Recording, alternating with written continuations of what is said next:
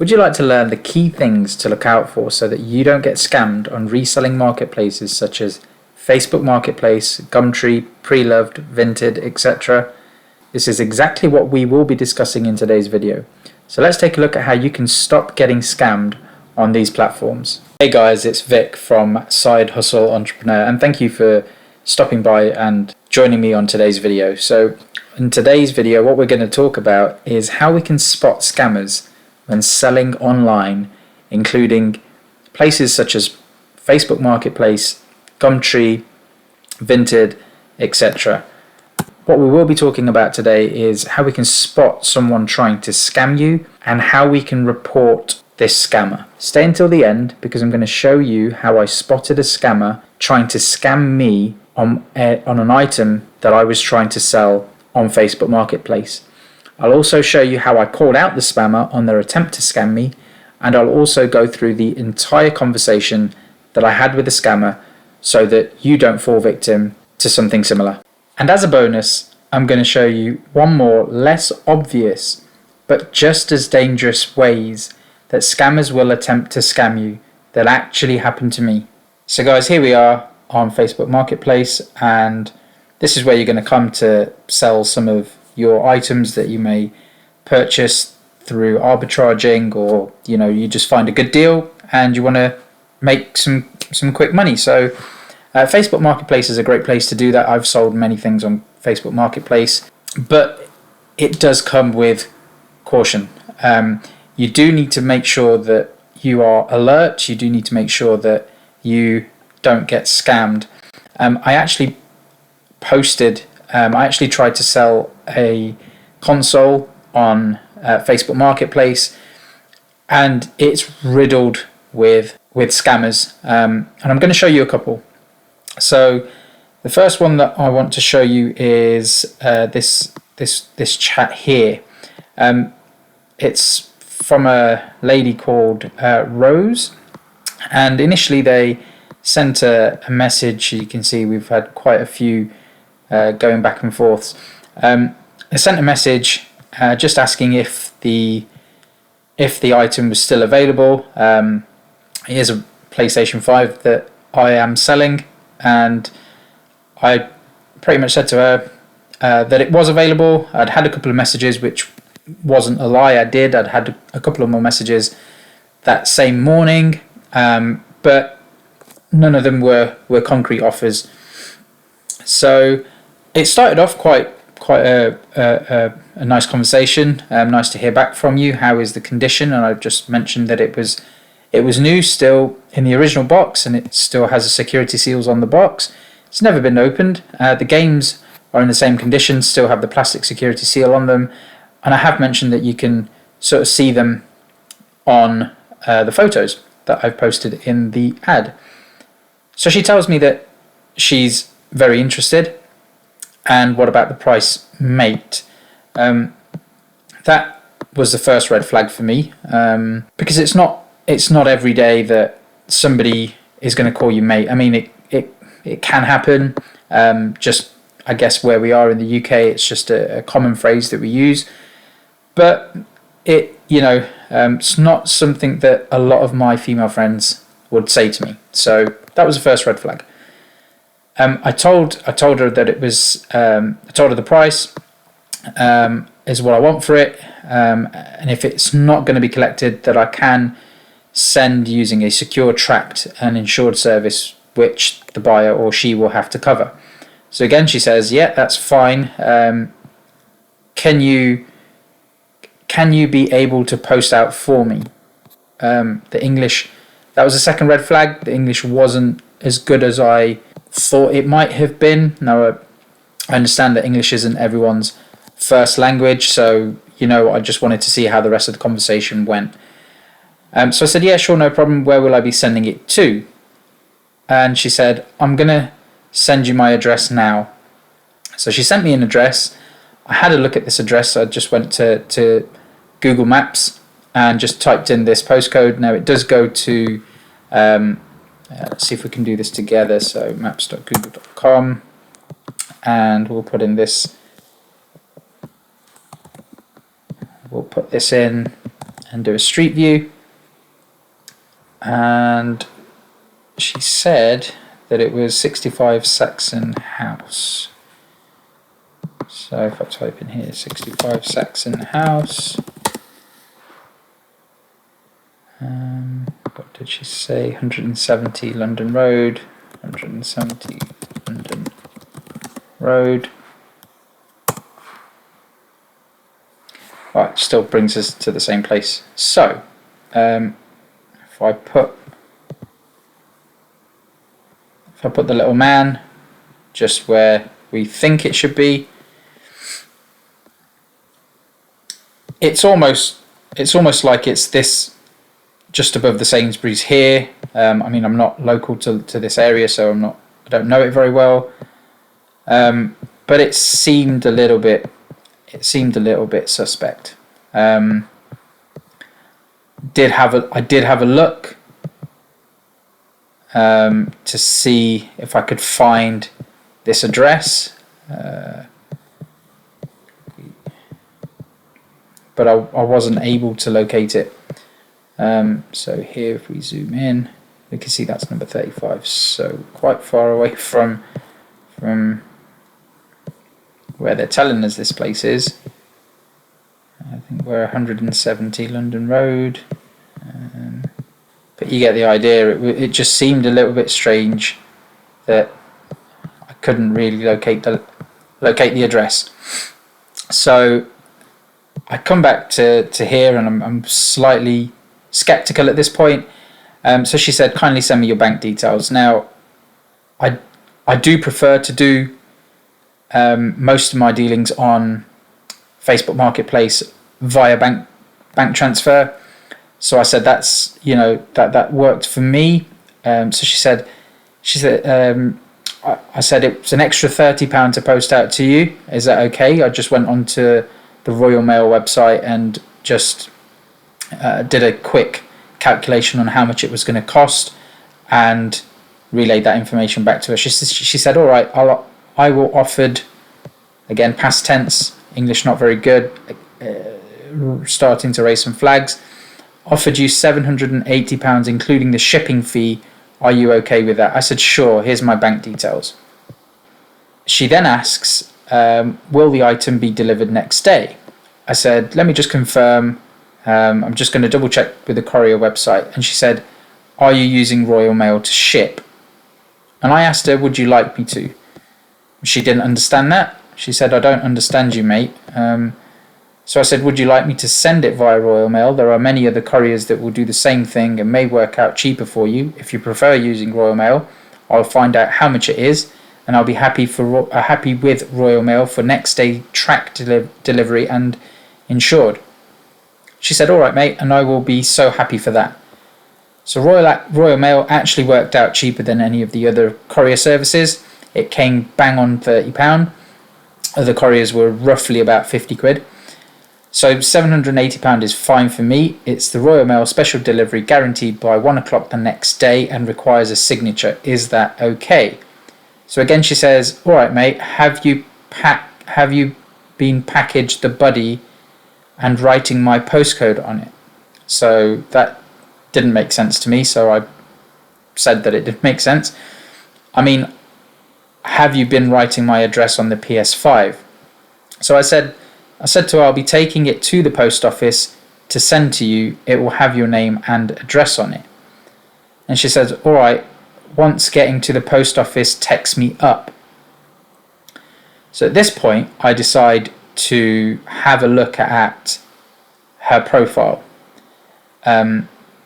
So if I go to members and go to view profile. So at this point, I decided that I was going to look at Rose's profile. I have attempted to do this just now, but it looks as though somebody, or I had reported Rose, and it looks as though I can't get to her profile anymore. The profile was very, very strange. It showed this person here on the last two photos that had been updated only a few days ago, and then before all of that, there was a completely different face, somebody completely different on all the other posts. So they clearly hadn't taken very much care on how their profile looked and what people were able to see and not able to see. But the other giveaway was the Facebook address. So the address at the top, facebook.com/, it didn't say Rose. It said a different name, a completely different name. And I will show you later on in the chat what name it was. So I later say that I will message you on Facebook as soon as I've posted it at the post office and give you the tracking number. I'll wait for the payment to hit my account before I post it. Let me know once the payment has been done. And this is where the scam really starts to take effect and really start to kick in. So at this point, they go on to say, all right, mate, can I have your email address? Now, what they do at this point with your email address is they send you, first of all, no bank will ever ask you to submit an email address for them to be able to, for somebody to be able to send you some money. That just doesn't happen. What they actually do with your email address is send you a fake email to that email address from their bank saying that the payment has been confirmed and that the product or item or whatever it is that they have paid for can now be shipped. It looks like a very legit email. Obviously, it's going to be one of those fake scam emails. I don't have one at the moment to show you because I've never given my email address. All they will ever need to send payment to you are your sort code, bank details, and the name of the name on the account and your bank name. That's all they'll ever need. They'll never need an email address. So I call her out on it and I said, what will you need my email address for? And she then goes on to say we'll be needing your email account before the money can show in your bank because I'm using a business account, which is a company account. Thank you. That's never going to be the case. They're never going to need your email address, even if it is a business account, to do this.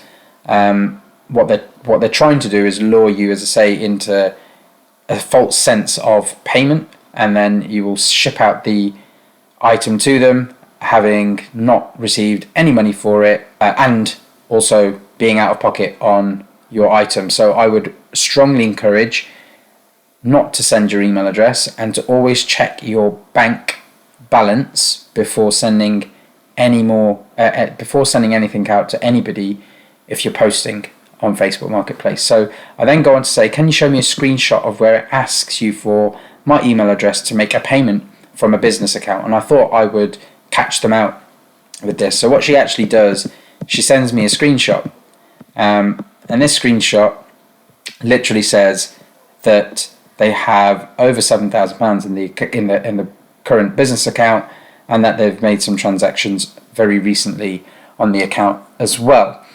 It's not what I asked for. So I asked for a screenshot of the payment that they are trying to make, where it asks specifically for the email address, and you might be familiar with this. It's the page that you go in to submit the details of the person you're looking to pay. So that will ask you their name, the sort code, the account number, and how much you want to how much you want to transfer. I wanted to specifically see where it was asking for an email address. I wanted to call them out on it. So she said, this is the last payment I did yesterday. I'm not a scammer, mate. I will make the payment before shipping, okay? So I said, and I just wanted to reassure her I wasn't trying to be aggressive or impolite. And I actually wanted her to be on my side. I wanted this person to feel that I wasn't onto them. I just wanted to see how far they could go with this, just so I could make this video for you guys. So I'm not saying you are at all, implying I'm not saying that they're a scammer. They've sent me an email address, and I've said, but I've done many transactions before from a business account, having worked in a bank for a long time, and I've never seen it ask for an email address to make a payment. Was curious where it asks for my email address when you're trying to transfer the money. Partly true, I have worked in a bank before, but I also know that, from experience, that this does not happen. Is for the buying and selling, so I assume they're trying to tell me that it's being asked for an email address because they're trying to buy and sell. So I said, sure, I understand that, but you should never be asked for an email address. Can you show me a screenshot of where you're trying to make the payment to me and it's asking for my email address? The screenshot you sent is something you have already done, so it doesn't show where it's asking for my email address. And so they're now saying, kindly send your email address so I can continue with the payment processing. Still being quite forthcoming about this email address. And I said, I'm happy to do that once you send me a screenshot, or once I see a screenshot of the transaction you're trying to make that is asking for my email address. So this person says, so minutes. All I need is your email for you to receive the confirmation of the payment once I'm done. So kindly send me your email because bank will have to send you confirmation of the payment once I'm done so that both can be on a safer side. So I then go on to say, will you be sending me a screenshot of where the transaction is asking for my email address? Like I said, I'm very curious because I've worked in a bank and I know this is not something that's usually asked for. It looks like this message may have been deleted, so it looks like Rose has deleted that message. I can't remember what she said, but I then go on to say, I understand, Rose, it's just a very unusual process that I know banks do not ask for. I absolutely wouldn't worry about anything if you're able to send me a screenshot where you're trying to send the money and it's asking for my email address. It looks like the things that they've said here have now been deleted. So I then go on to ask, when will you need my email address? Because I'm assuming she said that she needs it sort of not yet in the process. And then I go on to say, can you show me a screenshot of you trying to make the transfer of funds? And then go on to say, my bank have my email address. So I assume that she was trying to say that her bank will need my email address to confirm and verify it. My logic and thought process behind that is my bank already have my email address, and if they were needing to send any confirmation, they would do it themselves rather than a third-party bank. So I make that very clear. My bank have my email address and will email me once the payment has been made, so you won't need my email address. You haven't been able to provide a screenshot of you trying to make the payment. Once you do, I'll feel more comfortable. Let me know once you've done that. She's still adamant at this point. And here at this point, I call her out and say, I know who you are. You're not Rose. Your name is Adatoon.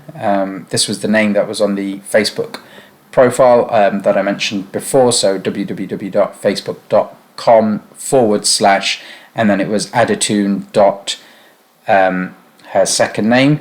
So I said, Adatoon, if you do not need the email, if you do not need the email address to make the bank transfer, then please make the payment. I get alerts every time money is received to my account or money has been spent from my account.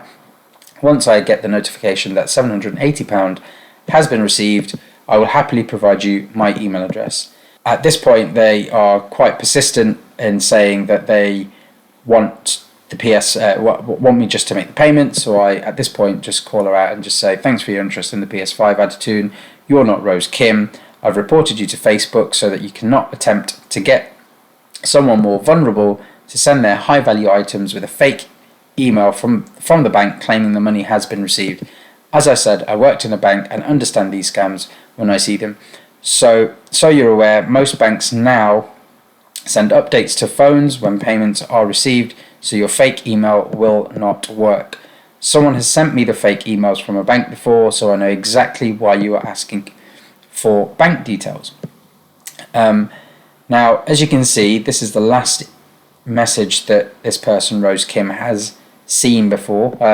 These messages that I sent have been delivered but weren't seen, and that's probably because she knew I had called her out on it. So the way I reported Rose was by clicking more options and report buyer, and it will then give me, I can't do it with this, but it will give me an option. I guess this is because I've already reported her, but it will give me an option that says, why are you reporting her? Why are you reporting this person? And there'll be a bunch of reasons. So scam, or stopped responding or harassing or something of that nature, you click on that option, or you do get a confirmation from Facebook that says that they have been reported. You can at that point decide to block the person, or you can continue with the conversation. After I reported them, just for the purpose of this video, I didn't block her and I carried on the conversation.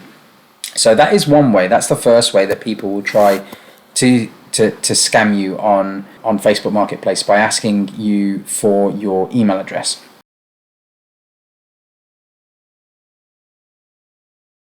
So the second way that somebody will try to scam you is using PayPal. This actually happened to me. You can see that there's a conversation I had with somebody not too long ago. They're inquiring about it and saying, they've asked, is this still available? I've said, yes, Stephen, this is still available. Had a few messages about it, but it's still available. And he goes straight into it and says that he wants it posted to Milton Keynes and that he'll pay me an extra £30 for postage via Royal Mail next day special delivery. And I said, that's fine, knowing before that anywhere in the UK to send a package of that size is going to cost me about £30 anyway. So I said £30 is fine. Postage rate with Royal Mail to ensure it's tracked and insured. In total it'll be £780 including postage. Yes, I'd like to know if you have a PayPal account so I can send the payment now. So I said I do, and I sent him my PayPal details.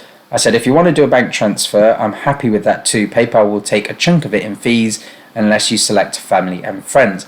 That's very, very, very important. The reason for that is because if you were to receive this payment as a normal PayPal transaction, so PayPal will take a chunk of the fees, that's not the only thing that you're going to lose. The way that this scam works is they will pay you they will pay you via PayPal to make you feel as though it's a secure payment, and what they will then do is ask you to ship that payment, ship the product to them, at which point you will, because you've seen the money come into your PayPal account. There's nothing wrong at this point with this. You'll ship it out, and then once it's been received on the other end, 2 to 3 days later, what they will do is they'll contact PayPal and say that they did not authorize this purchase and that they were a victim of fraud. At this point, what PayPal does is they will take the money and refund the buyer. So you are then out of pocket for the payment, and you are also you also don't have your product. That's how this scam works. PayPal can do this, and PayPal have done this in the past, and people have fallen prey and victim of this kind of scam before.